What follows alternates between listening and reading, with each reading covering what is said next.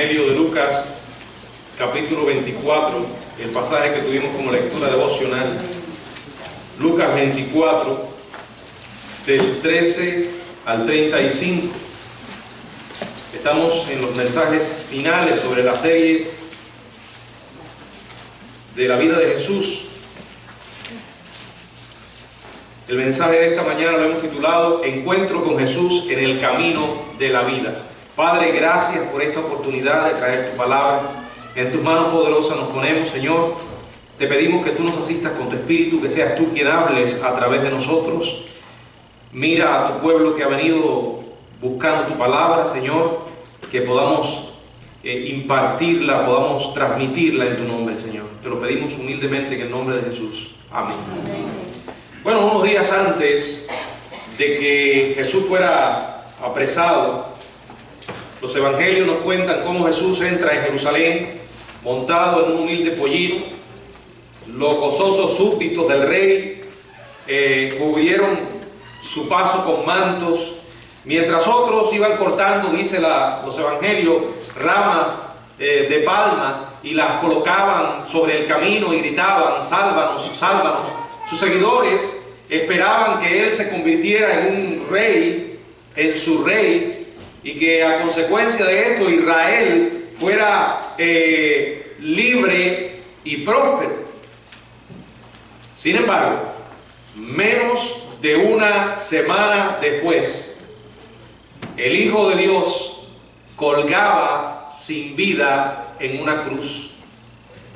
Sus seguidores estaban realmente perplejos y estaban desmoralizados al caer el sol y comenzar el sábado. Nada en absoluto parecía tener sentido. Todo era desaliento, desánimos.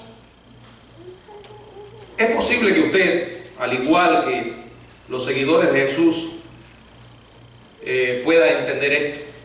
Es más, puede identificarse con el dolor de ellos.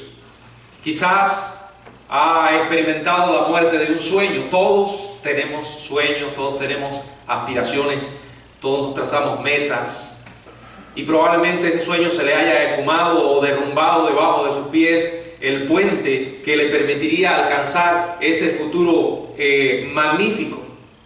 Si es así, si ha vivido esta experiencia y sabe lo que es desvanecerse en un sueño, si sabe lo que es que se le derrumbe el puente que le lleva a esa gran aspiración, quiero invitarle entonces a que me acompañe en este mensaje, donde podemos encontrar, estudiando la vida de Jesús y este encuentro que tuvo con los discípulos en el camino a Emaús, podemos encontrar esperanza más allá de cualquier desilusión o sueño desvanecido.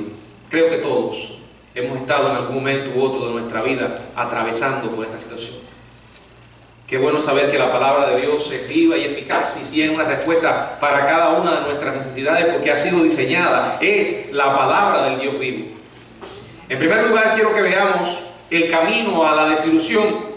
Cuando ya el sol salía el domingo y la fiesta de la Pascua estaba llegando a su fin, dos seguidores de Jesús, quiero decirles, dice aquí, dos discípulos, no eran del grupo de los 12, sin embargo eran seguidores de Jesús. Ellos regresaban al lugar donde vivían.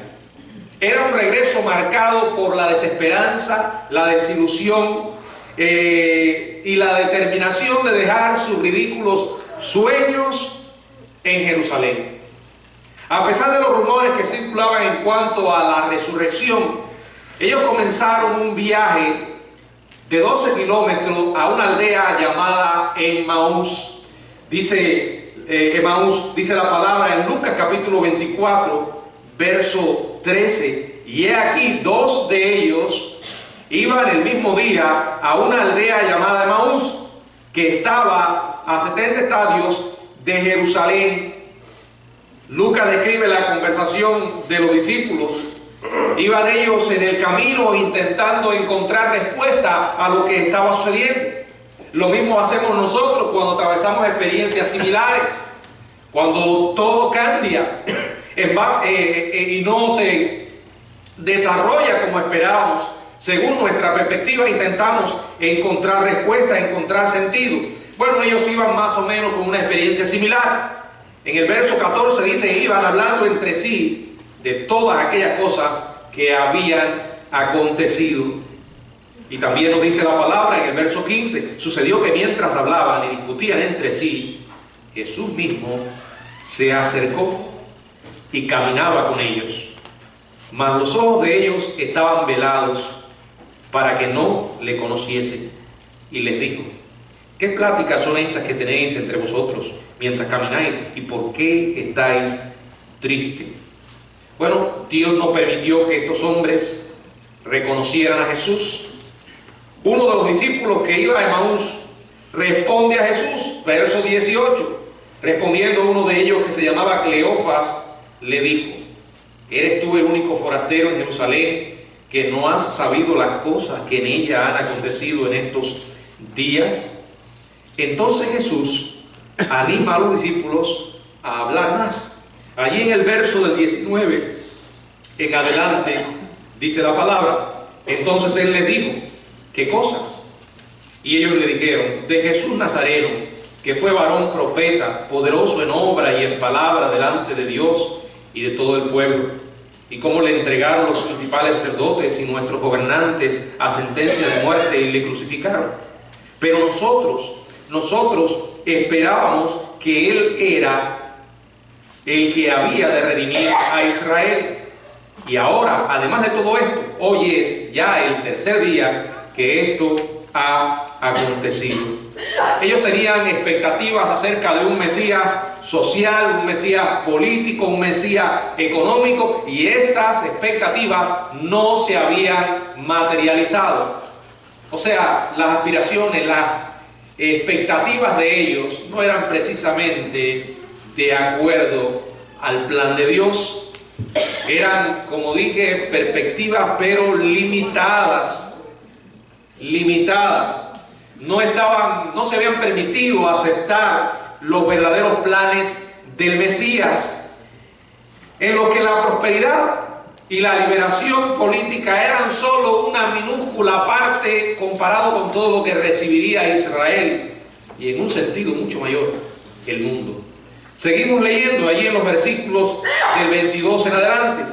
Aunque también nos han asombrado unas mujeres de entre nosotros, las que antes del día fueron al sepulcro, y como no hallaron su cuerpo, vinieron diciendo que también habían visto visión de ángeles, quienes dijeron que él vive. Y fueron algunos de los nuestros al sepulcro, y hallaron así como las mujeres habían dicho, pero a él no le vieron. Ellos lo tenían todo en claro en cuanto a los hechos. Conocían los hechos, ¿verdad? Estaban bien informados en cuanto a lo que había ocurrido humanamente. Sin embargo, tenían tres perspectivas muy equivocadas que le cubrían los ojos. Eran como una especie de manto que les velaba, les impedía ver la realidad espiritual de lo que estaba ocurriendo. Les impedía ver la verdad. Entonces Jesús se aparece con ellos, a ellos en el camino, y comienza a quitarles una por una de aquellas perspectivas erradas. Comienza, en otras palabras, comienza a abrirle los ojos. En primer lugar, sus perspectivas eran equivocadas porque le faltaba una dimensión espiritual, lo que les dejaba una interpretación puramente humana de los hechos. ¿Cuántas veces no actuamos así?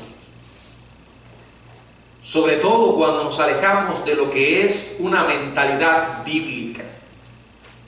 Tener una mentalidad bíblica es tener una perspectiva divina. Y alguien diría, ¿cómo nosotros, criaturas mortales, imperfectas, tan llenos de errores, podemos tener una mentalidad bíblica? Bueno, hermanos, dejando que las verdades de la Biblia gobiernen nuestra vida y nuestro corazón, y que de esta manera podamos ver lo que nos ocurre, no desde un punto de vista humano, puramente humano, sino tratar de pensar desde el punto de vista divino, o sea, ver las cosas de otro ángulo, a la luz de lo que Dios nos ha revelado en la Biblia. Ellos veían a Jesús como un profeta, dice la palabra, profeta delante de Dios y de todo el pueblo, a quienes los principales sacerdotes entregaron y crucificaron. Conocían la historia, la conocían bien, estaban bien informados de los hechos. Pero Jesús no veía lo sucedido de la misma manera. Él dijo delante de Pilatos, en el Evangelio de Juan, capítulo 19, verso 11, respondió Jesús: ninguna autoridad tendrías contra mí si no te fuera dada de arriba. Por tanto, el que a ti me ha entregado, mayor pecado tiene. O sea, la perspectiva de Jesús era divina. Él es Dios. Había un plan, un propósito soberano de Dios ejecutándose. A pesar de la pecaminosidad humana, a pesar de la maldad humana, allí estaba el soberano plan del Dios del cielo. Pedro diría después en el libro de los Hechos, en el capítulo 2, Hechos, capítulo 2, versos 22 y 23, donde podemos leer lo siguiente. Varones israelitas, dice Pedro, oíd estas palabras: Jesús Nazareno, varón aprobado por Dios entre vosotros con las maravillas, prodigios y señales que Dios hizo entre vosotros por medio de él, como vosotros sabéis. A este, verso 23, a este entregado por el determinado consejo y anticipado conocimiento de Dios, prendisteis y matasteis por manos de inicuos, crucificándole. Y más tarde él añade en el libro de los Hechos, ahora en el capítulo 3, verso 18, dice: pero Dios ha cumplido así lo que antes había anunciado por boca de todos sus profetas, que Cristo había de padecer. O sea, los hombres actuaron de manera libre, llevando adelante el deseo de sus corazones perversos. Sin embargo, por encima de todo estaba el plan soberano de Dios, de salvar al mundo. Poco después de esto, la comunidad de creyentes se identificó con el sacrificio de Jesucristo. En el libro de los Hechos, en el capítulo 4, ahora, Hechos capítulo 4, versos 27 y 28. Hechos 4, 27 y 28 dice: porque verdaderamente se unieron en esta ciudad contra tu santo Hijo Jesús, a quien ungiste, Herodes y Poncio Pilato, con los gentiles y el pueblo de Israel. Aquí está la parte humana, ¿verdad? Llevando adelante la maldad de sus corazones contra el Hijo de Dios. Ahí los menciona: Herodes, Poncio Pilato, con los gentiles y el pueblo de Israel. Pero en el verso 28 nos dice que aquello tenía un propósito, que allí estaba la mano de Dios. No eran simples hechos humanos, no eran hechos solamente humanos. Esos hechos estaban llevando adelante la voluntad de Dios. Verso 28, para hacer cuanto tu mano y tu consejo habían antes determinado que sucediese. ¿Saben? A esto es lo que yo llamo ver el mundo desde una perspectiva bíblica. Ver las cosas por medio de los ojos de la fe. Que nuestros pensamientos estén llenos de la mente de Jesucristo. Nuestra mente va a actuar en base a lo que echemos en ella. Si nos alimentamos de la basura que el diablo nos envía por medio del mundo, nuestros pensamientos serán puramente humanos y carnales. Si nutrimos nuestra mente con la palabra bendita de Dios, usted y yo vamos a pensar como piensa Cristo. Vamos a interpretar todo lo que ocurra desde una perspectiva divina. La primera pregunta que nos hacemos ante cualquier cosa que ocurra es: ¿qué piensa Dios sobre esto? Porque para un cristiano lo más importante no es lo que diga el mundo, No es lo que piensa el mundo, sino lo que Dios dice y enseña en su palabra. Porque su palabra es verdad. Y la verdad no es la interpretación que dé el mundo. La verdad no son las leyes que la Suprema Corte de los Estados Unidos puedan aprobar. Porque el hecho de que hayan aprobado una ley inmoral y en contra de los valores de Dios no va a cambiar esa realidad. Lo que Dios dice que es pecado, es pecado. ¿Sabe? Yo he estado pensando en esto. Yo estaba leyendo lo que escribió un pastor que me dejó pensando aún más. Y él decía, mi preocupación,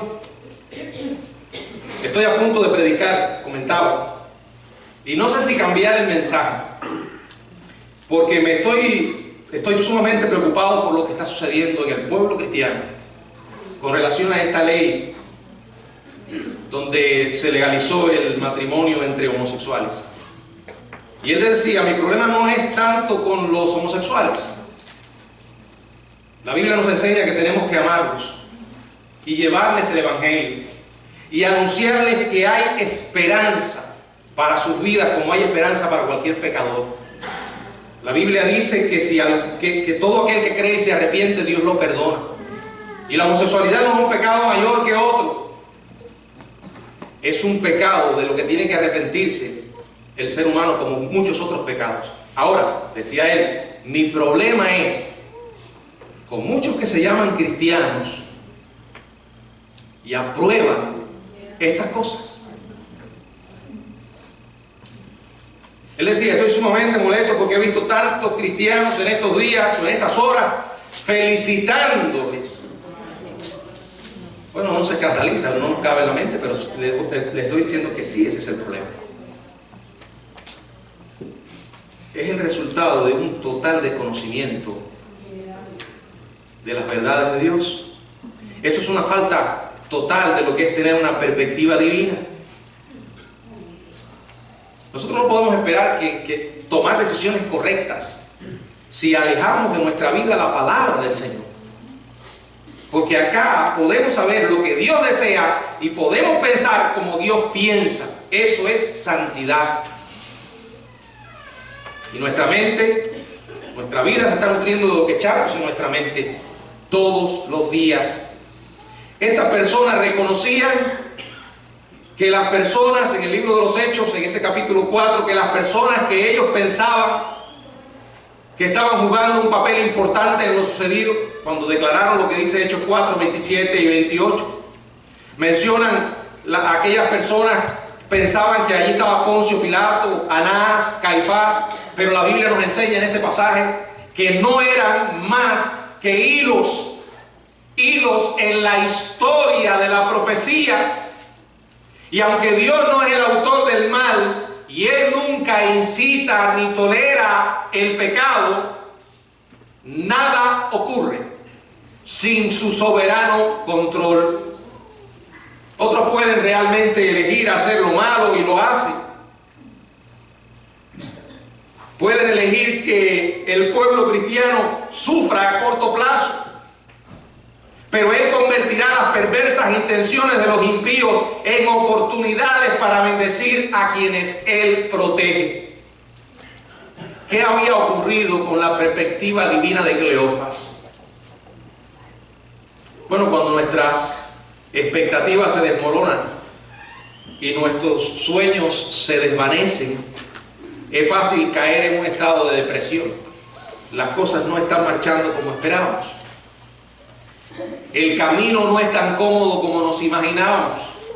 Las puertas que ahora debían estar abiertas permanecen cerradas o se cerraron de pronto. Muchas veces las circunstancias se convierten en nuestro tirano. Las personas, especialmente aquellas causantes de nuestro dolor, comenzamos a mirarlas de manera equivocada y las vemos como si fueran más poderosas que Dios. Nuestra visión entonces se vuelve terrenal, muy humana. Nuestras oraciones parecen rebotar del techo y vemos a Dios un tanto o como algo como indiferente a nuestro dolor. Hablando todavía como un forastero, el Señor le quita la primera perspectiva equivocada delante de sus ojos. Allí en el verso 25 al 27 del capítulo 24, dice la palabra: entonces Él les dijo: oh insensatos y tardos de corazón para creer todo lo que los profetas han dicho. ¿No era necesario que el Cristo padeciera estas cosas y que entrara en su gloria? Verso 27, y comenzando desde Moisés y siguiendo por todos los profetas, les declaraba en todas las escrituras lo que de él decía.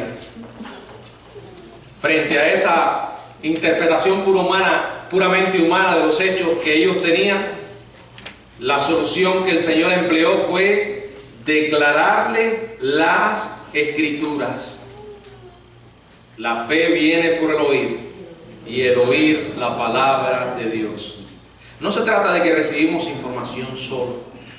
Viene la información, viene la palabra divina, pero por medio de nuestra experiencia se confirma la realidad de lo que estamos recibiendo, tanto en nuestra manera de vivir como en la manera en que enfrentamos los grandes retos y vemos el poder de Dios manifestarse en cada momento de nuestra vida. La segunda perspectiva errada que ellos tenían era lo que ellos esperaban determinaba sus expectativas. Ya tenían sus pensamientos, ya estaban esperando algo, entonces determina lo que ellos tenían como una expectativa. Cleofas había dicho con nostalgia ahí en el verso 21, Lucas 24, 21, pero nosotros esperábamos que Él era el que había de redimir a Israel, y ahora, además de todo esto, hoy es ya el tercer día que esto ha acontecido. El pueblo de Israel cometió un gran error. Pensaban que el Mesías recrearía los días de gloria del rey David y llevaría a Israel a convertirse en un imperio mundial. En todo su ministerio Jesús combatió esta limitada perspectiva. Y Él trató de que el pueblo entendiera los designios mucho más grandes que Él tenía para el pueblo. El plan de Dios era mayor, no tenía limitaciones. Pero mientras alguien se aferre a sus propios planes, se va a mantener ciego a la obra de Dios. Cuando nosotros queremos que Dios se ajuste a nuestra manera de pensar, que Dios venga y haga lo que nosotros creemos que Él debe hacer, es como si estuviéramos ciegos a la realidad de lo que Él ya ha comenzado a hacer. Por eso quisiera hacerle una invitación en esta hora. Tómese el tiempo para considerar esta pregunta. ¿A qué se está usted aferrando? ¿Cuál es el futuro que ha determinado para sí? Lo que ha dejado llegar a su mente y ocupar su voluntad está de acuerdo al plan y al propósito de Dios. ¿Cómo puedo saberlo? Bueno, tienes que consultar su palabra, dejarte guiar por el Espíritu Santo, ver el movimiento de Dios en medio de las circunstancias, escuchar el consejo de personas espirituales. Nosotros vemos las circunstancias, especialmente las que involucran una pérdida, como difíciles, cuando la realidad no satisface nuestras expectativas. Además, la impresión de que Dios nos ha abandonado a nuestro sufrimiento solo hace mayor el dolor de la pérdida y la frustración que producen las dificultades. Aquellos dos discípulos del camino de Emaús sintieron sin lugar a dudas que Dios los había abandonado, y por eso iban en aquel camino en una lamentación de sus sueños, de la muerte de sus sueños. Pero irónicamente, la misma perspectiva que le causaba dolor les impedía ver a Jesús, a quien tenían en su misma, tenían ahí en su presencia. Él estaba con ellos. y no los podían ver por aquella perspectiva equivocada. ¿Cuántas veces no podemos ver la mano de Dios? Uno lee los evangelios y queda realmente impresionado con las manifestaciones que leemos. Leemos la palabra y vemos una y otra vez el poder de Dios manifestarse de manera extraordinaria en las Escrituras. Ahora déjeme decirle que Dios no ha cambiado en absoluto. Dios sigue obrando en la vida de sus hijos y sigue manifestando su poder. Lo que a veces estamos tan ocupados y tan ciegos que no podemos ver lo que está haciendo. Y muchas veces ya tenemos de antemano un guión y queremos que Dios se ajuste a ese guión. Pero déjeme decirle, si no lo ha acabado de entender, Él es soberano. Y Él no va a hacer lo que usted y yo queremos que Él haga. Él va a hacer lo que Él quiere hacer. Pero he comprobado más de una vez que cuando ya tenemos algo en mente, cuando ya creemos que lo que debe ocurrir es lo correcto según nuestro punto de vista, perdemos la capacidad de ver a Dios obrando. Ahora, para eso hace falta humildad. Humildad para someterse a su plan. Por eso quiero animarle, amado hermano, a que deje de lado sus expectativas personales.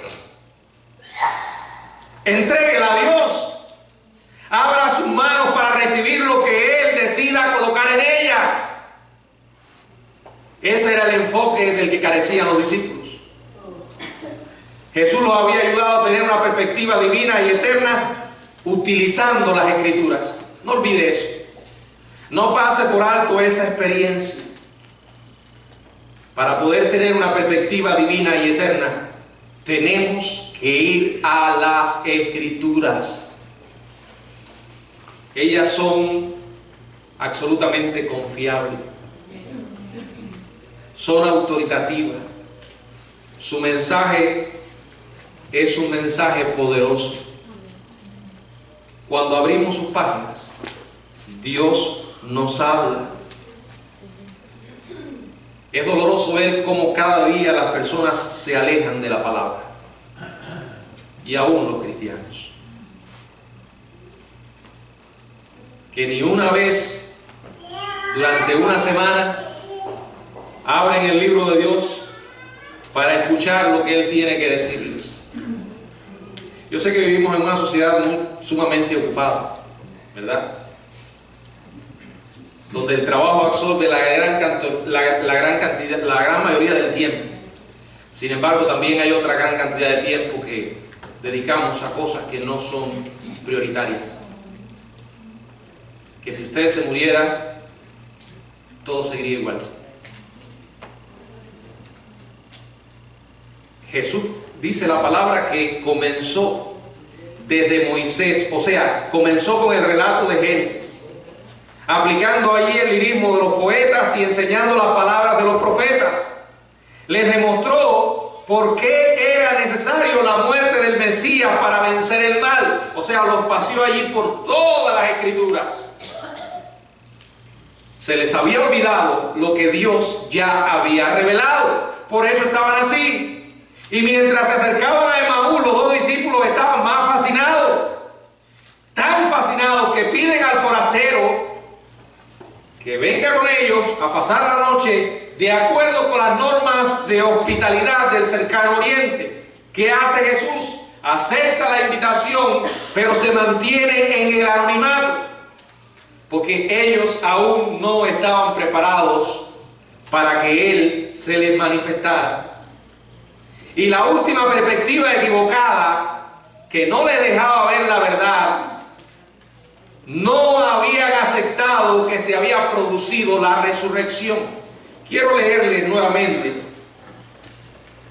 las perspectivas que el Señor fue quitando. En primer lugar, a su perspectiva le faltaba una dimensión espiritual, lo cual los dejaba como una interpretación puramente humana de los hechos. En segundo lugar, le faltaba a ellos, la segunda perspectiva errada, le faltaba, o lo que ellos esperaban determinaba sus expectativas. Y la última perspectiva equivocada, que no les permitía ver la verdad, es que no habían aceptado que se había producido la resurrección. La resurrección era un hecho, había ocurrido. La gran evidencia era que Él mismo estaba con ellos, aunque no podían verlo. Sin embargo, ellos no habían aceptado el hecho de que Él se había levantado entre los muertos. Pensaban cualquier otra cosa. Habían escuchado los testimonios, conocían todos los hechos, pero se habían negado a creer. Esta falta de fe lo había afectado todo. Miren, si estos hombres hubiesen realmente creído que Jesús estaba vivo, habrían tenido una actitud diferente, al menos en dos aspectos. Primero, habían estado yendo hacia Jerusalén, en donde Jesús había sido visto por última vez, no en la condición en que estaban, alejándose de Jerusalén. Segundo, habrían aceptado los juicios, la crucifixión y la sepultura de Jesús como el cumplimiento de todo lo que Él había prometido y no como el fin de sus esperanzas. Ya cuando el sol descendía para ocultarse en el horizonte, Jesús y los dos seguidores se preparan para la cena. Y sin duda, siguieron una conversación acerca de que el Mesías muriera. La muerte de Jesús, por supuesto, exigía una explicación obvia. Versos 30 y 31. Y aconteció que estando sentados con ellos a la mesa, tomó el pan y lo bendijo y lo partió. Y dice el verso 31, entonces le fueron abiertos los ojos y le reconocieron, mas él desapareció de su vista. La frase griega traducida como fueron abiertos los ojos de ellos y le reconocieron, significa que este fue más que un reconocimiento pasivo de sus rasgos físicos. De pronto el Señor quitó el velo para que ellos pudieran ver y reconocieron a Jesús en todo su significado como el Mesías, como el siervo sufriente, como el Hijo de Dios, como el Salvador resucitado. Lucas no nos dice el por qué o de qué manera el partimiento del pan les abrió los ojos. Lo único que sabemos con certeza es que a los dos discípulos se le cayeron las escamas de los ojos y por primera vez lo vieron todo con completa claridad. Una experiencia antigua, pero siempre refrescante, por ser parte de los evangelios, por habernos dejado Dios este legado para meditar en él y así poder enfrentar los desafíos del presente. ¿Saben? Hoy ocurre exactamente lo mismo. Lo mismo. Andamos por la vida siguiendo diversos caminos. Piensen en alguno de ellos: la escuela, el trabajo, el hogar, el ministerio. Cuando de pronto llega algo inesperado a nuestra vida que rompe la rutina, o lo que es peor, llega algo que viene a reducir nuestra vida a escombros. Y esto ocurre de manera inesperada, pero es tan real porque es la vida misma. Parece como si Dios estuviera alejado, pero en realidad Él está muy cerca. ¿Saben? He escuchado a personas testificar que cuando comienzan a alejarse de Dios, su presencia cada día va siendo más irreal en ellos. Sin embargo, algunos dicen esto: aun cuando siento la presencia de Dios distante, no dejo de entender y de experimentar la presencia real y cercana del mismo Satanás. Reconocen que cuando están alejados de Dios, son bombardeados por pensamientos que nacen del mismo diablo, que se ven envueltos en circunstancias que reconocen que detrás de ellas está la mano del diablo también. Bueno, eso ocurre cuando uno se aleja de Dios. Ocurre cuando uno no confía en Él a pesar de que no entienda lo que está ocurriendo. Sin embargo, es posible que tengamos una o más perspectivas equivocadas que nos impidan ver la luz. Yo quiero invitarle a que tomemos 3 decisiones prácticas que nos ayudarán a enfrentar las luchas de la vida diaria. Primero, decida a partir de hoy ver la vida a través de los ojos de Dios. ¿Es posible? Claro que es posible. Es permitirle a Dios que eleve nuestra perspectiva.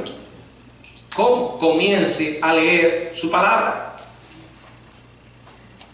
Mi experiencia ha sido que cuando leo la Biblia, aunque lea o lo que lea no parezca tener una explicación directa con relación a lo que en este momento pueda estar viviendo, me da una dimensión vertical a mi perspectiva. Ore y pídale a Dios que transforme su manera de pensar, que le dé una perspectiva eterna y divina. Decida ver la vida a través de los ojos de Dios. Quítese esos lentes mundanos que pueda tener puestos y póngase unos lentes que vengan del cielo. ¿Dónde los puede encontrar? En la Biblia. En segundo lugar, deshágase de sus expectativas. No siga tratando de cambiar el universo para que funcione como usted cree que debe hacerlo. No somos Dios y es una necedad. Muchas veces queremos cambiar las cosas, nada, para sentir frustración, cansancio, un gran agotamiento, porque no es posible. Cuanto más pronto acepte que las cosas no saldrán como usted quiere, más pronto se va a producir la recuperación. Cuando deje de desear que las cosas sean diferentes, usted va a cambiar por dentro. Deje de aferrarse a lo que quiere. No importa lo bueno o lo correcto que esto le parezca. Cuando renuncie a sus expectativas, pídale a Dios que le dé su plan, que le muestre su plan. De nuevo, puedo decirle, lo hallará escrito en los 66 libros de la Biblia. Nuestra única fuente confiable de verdad absoluta. Ore y pídale a Dios que abra sus ojos al futuro que Él desea para usted y resuelva seriamente obedecer lo que Él ha decidido hacer. En tercer lugar, acepte la resurrección de Jesús y juéguese su futuro por ella. Si yo les preguntara a ustedes en esta tarde, ¿ustedes creen que Jesús resucitó? Yo estoy seguro que casi todos levantarían las manos. Al menos todos aquellos que se han declarado cristianos.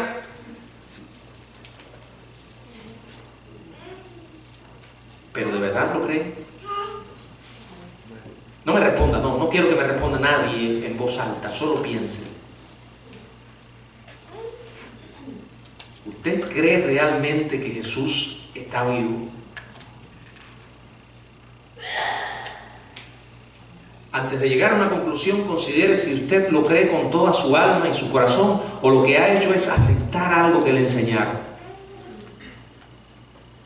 Porque la mente humana trabaja de esa manera, de tanto repetir una cosa, llega uno a creerse. Y probablemente desde que usted viene a la iglesia ha escuchado que Jesús está vivo. Lo cree de verdad. Una fe genuina en el hecho de su resurrección transformará su manera de ver la vida. Porque sí, muchos dicen creer que Jesús está vivo, pero viven como si no lo estuviera. O sea, hay una especie de incongruencia entre nuestras acciones y lo que decimos creer. Porque si Jesús está vivo, eso tiene implicaciones tremendas. Todo lo que Él dijo es cierto. Y todo lo que está registrado en la santa palabra de Dios es verdad.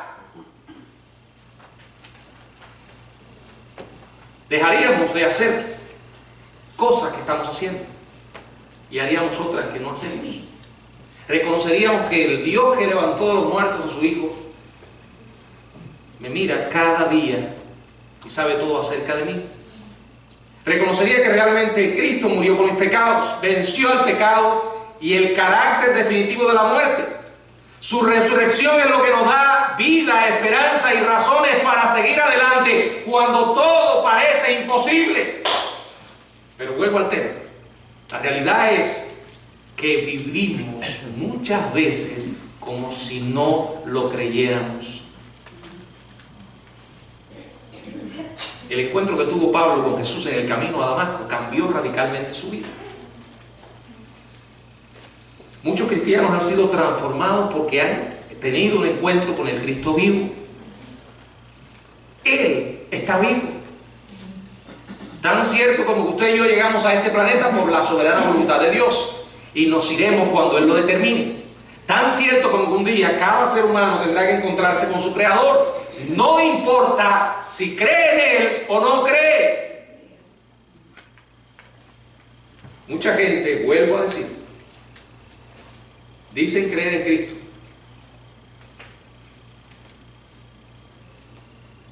Van a una iglesia y cantan maravillosa gracia. Y después, no recuerdo si es santo, después felicitan a la Corte Suprema de los Estados Unidos porque aprobó el matrimonio entre homosexuales. ¿Está vivo realmente Jesús? Si Él está vivo, a mí me tiene que importar lo que a Él le importa. Y tengo que aborrecer lo que Él aborrece. Tengo que proclamar su mensaje para tantas personas que no tienen esperanza. Quiero leer la parte final ya, el verso 30 y 31, dice la palabra de Dios. Y aconteció que estando sentados con ellos a la mesa, tomó el pan y lo bendijo y lo partió y les dijo.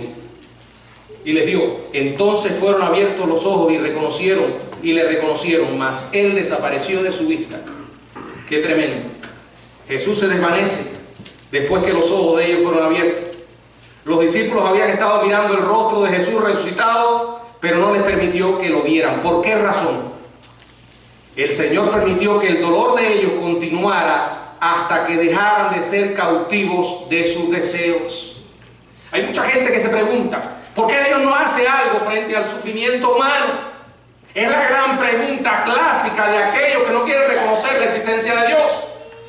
¿Por qué? Si Dios existe, ¿por qué hay tanto sufrimiento? ¿Por qué no hace algo? ¿Por qué Dios no hace algo cuando aquella criatura indefensa fue violada por su padrastro, por alguien que tuvo acceso a ella? ¿Por qué Dios no hace algo cuando los cristianos son masacrados por un grupo terrorista?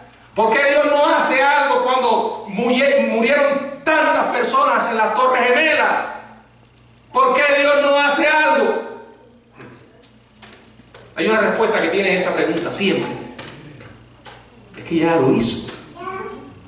¿Ya lo hizo? La respuesta al sufrimiento humano, Dios la ofreció. ¿Saben cuál es? Dios no mandó un ángel. Dios no mandó un paquete lleno de cosas buenas del cielo para mitigar la miseria humana. Dice la Biblia que no escatimó ni a su propio Hijo. Yo quiero que usted piense por un momento en todas esas religiones que existen. Como decía John Stott, y el que haya tenido la oportunidad de pasar frente a la estatua de Buda, que está bien cerca de aquí. Si usted ha mirado a Buda, se habrá dado cuenta que está muy tranquilo, sentado cómodamente. Y con una sonrisa dibujada en el rostro. Ahora, el Jesús que nosotros creemos es la historia de un Dios que se identificó profundamente con el dolor humano. Si podemos hablar de sufrimiento extremo, fue el que experimentó Jesús. Murió por nuestros pecados. Por eso, cuando Dios permite que el sufrimiento continúe, es para que usted y yo aprendamos a dejar de ser cautivos de nuestros deseos humanos y carnales. Dios permite el dolor humano porque por medio de él es que aprendemos, es que le buscamos como nunca lo hemos hecho. Cristianos que nunca quizás vienen a un culto de oración cuando tienen un gran problema, entonces vienen o le piden a otros que oren. Ahora, ojalá que esa experiencia fuera permanente. Es que funcionamos de esa manera. Ahora, después que los ojos de los discípulos fueron abiertos, la perspectiva divina se hizo visible a sus ojos. Allí estaba Jesús. Ya habían recibido iluminación que trascendía la necesidad de la visión física. Su nueva esperanza resucitada, mejor que antes, los hizo regresar a Jerusalén para comunicar la noticia a los demás. Allí lo dice la palabra, a partir del verso 32, y se decían uno al otro: ¿no ardía nuestro corazón en nosotros mientras nos hablaba en el camino, cuando nos abría las Escrituras? Y levantándose en la misma hora, volvieron a Jerusalén y hallaron a los 12 reunidos y a los que estaban con ellos, y decían: ¿ha resucitado el Señor Jesús? ¿Ha resucitado el Señor verdaderamente? Y ha aparecido a Simón. Entonces ellos contaban las cosas que les habían acontecido en el camino y cómo le habían reconocido al partir el pan. Dice la Biblia: estar quietos y conocer que yo soy Dios. Hermano, ¿no está cansado de tratar de hacer las cosas a su manera? ¿No está cansado de hacer las cosas como usted piensa que deben ser? Cuando he tenido una actitud como esa, es cuando Dios me ha hecho pasar por las experiencias más humillantes de mi vida. Y cuando me he sentido más frágil y más débil, es cuando Dios, en su infinita misericordia, me ha sacado adelante. Jesús no es nuestro Salvador solamente, es también nuestro ejemplo. Todos sus sueños se hicieron realidad porque estaban en perfecta armonía con la voluntad del Padre. Pero no olvidemos que Él también sufrió, y sufrió injusticias, humillaciones, prejuicios, abandono, agonía, tristeza y la misma muerte. Bueno, Él anduvo por un camino a la gloria, y ese camino se llamó la vía dolorosa. La vida de Jesús no fue fantástica, pero tampoco lo será la nuestra. ¿Saben? Lo fantástico viene después. Lo mejor está por venir. En este mundo tendremos que derramar muchas lágrimas, porque muchas veces las cosas no van a salir como creemos que deben salir. No, no y no. Pero qué bueno es saber que como aquellos discípulos iban por el camino, tristes y desesperanzados, con la compañía de Jesús, usted también puede hacerlo. Y todo comienza con la decisión de creer en Cristo como su Salvador. Yo no sé si todos los que están aquí ya tienen a Jesús como Salvador. Yo no sé si todos los que están aquí ya han arreglado su cuenta con Dios, pero me gustaría invitarlo a que usted le entregue su vida a Cristo. Él es la respuesta de Dios a su sufrimiento. Ese que yo no conozco, pero Dios sí lo conoce. Y cuando el diablo le ponga en la mente: Dios no te ama, ¿cómo va a existir Dios? Saben, estaba leyendo la historia de Billy Graham y un hombre llamado Templeton, Charles Templeton. Ellos estudiaron juntos, se prepararon juntos en el seminario. Este hombre, Charles, era un hombre con una expectativa, o sea, un hombre que prometía muchísimo. Algunos llegaron a decir que probablemente hubiera sido más grande que Billy Graham. Estudió en el ministerio, pero en un momento de su vida se encontró con una revista donde había una imagen de una mujer con una criatura en sus brazos que murió porque no le pudo dar de comer. Y dice que aquello le impresionó tanto. En una región de África murió aquella criatura, que comenzó a pensar que Dios no puede existir. No puede haber un Dios que permita semejante barbaridad. Y ahí comenzó a desviarse de la genuina fe cristiana hacia un camino de ateísmo y de incredulidad. En una ocasión lo fueron a entrevistar para un libro, y el hermano que lo fue a entrevistar, ese día, en el mismo tiempo en que le fue a entrevistar, allí estaba Billy Graham realizando una campaña. Y el hombre le contó su experiencia. Y dice que hubo un momento en que lloró y dijo: ¿sabes? Yo amo a Jesús. El Jesús de los evangelios es extraordinario. Pero no puedo creer que es Dios. Y no puedo creer que Dios exista. Qué triste, ¿verdad? Después de uno haber conocido. Y ese hombre estaba con una enfermedad, tenía la enfermedad del Alzheimer, y estaba muy deteriorada su salud. Él dijo: en cualquier momento sé que voy a morir. Pero eso es morir de una manera miserable, separado de Dios. Porque no podemos ignorar que Él sí lo hizo. Trata de buscar en cualquier otra religión al Dios de ellos, identificarse con la miseria humana de la forma en que nuestro Dios lo ha hecho. ¿Está usted dispuesto a recibir a ese Jesús? ¿A alguien le gustaría en esta hora aceptar a Cristo como su Salvador, creer en Él? Si usted no lo ha hecho todavía, algún amigo o amiga que está aquí, yo quisiera orar por usted. ¿Quiere usted invitar a Cristo a su corazón, creer en Él, recibirle como su Salvador? Y para todos los que estamos acá, hermanos, hemos recibido el mensaje más maravilloso que podamos recibir. Tenemos el regalo más extraordinario que podamos tener. Es una persona, y esa persona se llama Jesús. La Biblia dice, el que tiene al Hijo, tiene la vida.